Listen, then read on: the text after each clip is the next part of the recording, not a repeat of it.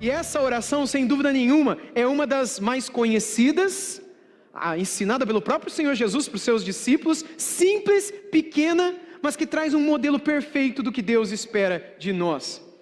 Antes de ensinar, ele dá algumas orientações sobre essa oração do quarto.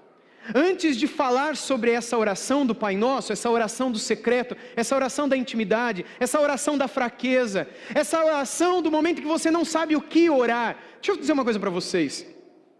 Esses discípulos, esses apóstolos, eles sabiam orar. Eles eram judeus. Eles eram tementes a Deus. Eles acompanharam Jesus em muitas ocasiões. Eles sabiam orar. Mas eles não sabiam orar como Jesus orava, e como ele via João orando, João Batista, e os discípulos dele, porque parecia ser de uma maneira diferente. Como eram as orações daquela época? Eram via de regras longas, todas rebuscadas, com palavras difíceis, aparentemente bem construídas, e que a maioria das pessoas comuns não conseguiam reproduzir. Eles achavam que aquilo era tão bonito que aquilo era a oração que Deus gostava. Por outro lado, quando Jesus vai ensinar, ele ensina algo simples, curto e de um modo especial para aqueles momentos também em que a gente não sabe orar.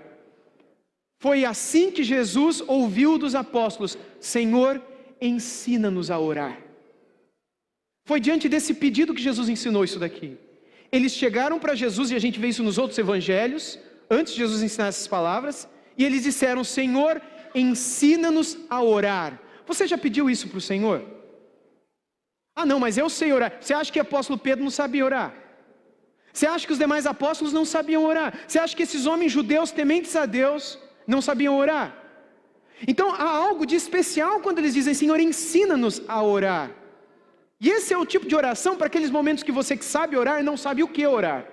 Ou você que aparentemente sabe orar, se encontra em momentos de fraqueza, momentos de mudez, momentos em que você quer dizer alguma coisa para Deus, mas as palavras não vêm.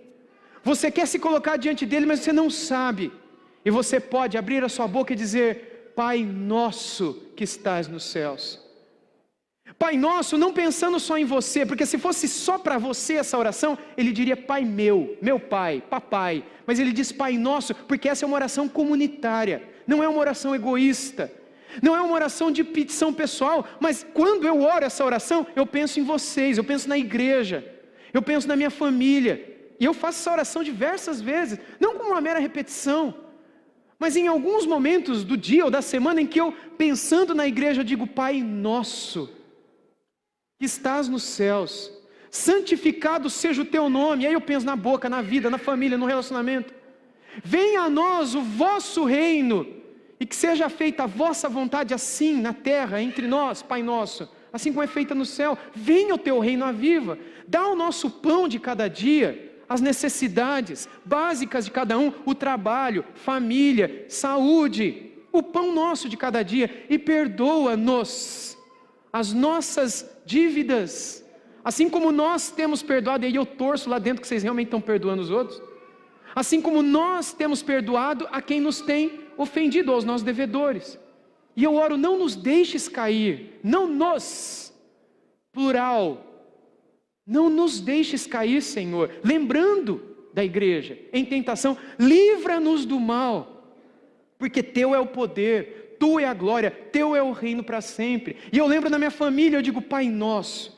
E eu lembro da minha esposa, lembro da minha filha, lembro do meu filho, eu digo Pai nosso, que estás nos céus, santificado seja o teu nome aqui dentro da nossa casa. Venha a nós o vosso reino aqui, seja feita a vossa vontade aqui, como é feito aí no céu. E que o pão nosso, vocês estão entendendo? Essa oração é uma oração que o Senhor Jesus nos deu para vários momentos da vida, não simplesmente para ser repetida, como vãs repetições, como um mantra, que você repete 10, 7, 3, 20 vezes, mas que pensando em um grupo com quem você vive, pode ser os seus colegas de trabalho, pode ser pessoas com quem você estuda, pode ser parentes, pode ser um grupo de amigos, sua família, sua igreja. O Pai é nosso e a oração é coletiva. E Jesus dá algumas orientações antes de apresentar essa oração. Uma delas é que está em Lucas 11:1, eu coloquei o texto aqui, que diz que de uma feita estava Jesus orando em certo lugar, e quando terminou, um dos seus discípulos lhe pediu Senhor, ensina-nos a orar. Assim como João, também João ensinou os seus discípulos. A oração, irmãos, não é apenas para os discípulos. Jesus também considerava a oração algo importante. Ele, como Deus, também orava. E a gente olhando para a vida dele, a gente percebe que ele foi o maior exemplo na Bíblia de alguém de oração. A gente tem, por exemplo, esse texto aqui, não é? Quando ele diz, e orando não useis de vãs repetições como os gentios. Ele percebe que havia uma forma como as pessoas oravam, que presumem que pelo seu muito falar serão ouvidos, repetem, falam. Não é para ser que nem eles, porque o Pai de vocês sabe o que vocês precisam antes de pedirem, antes de que lhe peçais. A última recomendação é que não sejam feitas repetições vazias, então. A gente não sabe a quais orações de gentios Jesus se refere aqui, mas pelo visto havia muitas orações feitas, tanto em Israel quanto fora de Israel, a falsos deuses, a ídolos, e que esses idólatras pagãos ficavam o tempo todo repetindo as mesmas orações decoradas. Isso era comum naquele tempo, por ídolos pagãos, por falsas religiões, mas também pelo judaísmo. Até hoje, inclusive, isso é feito em muitos ambientes judeus, e eles repetem frasezinhas, às vezes da Bíblia, às vezes outras. Não é errada a repetição. Preste atenção na palavra de Jesus. O que Jesus repreende aqui é a vã repetição. Vã repetição é diferente de repetição. Você pode orar pela conversão do seu filho, por exemplo, durante 20 anos. Isso é uma vã repetição? Você pode orar pelo pão nosso da sua vida, da sua casa, que está faltando. Isso é uma vã repetição?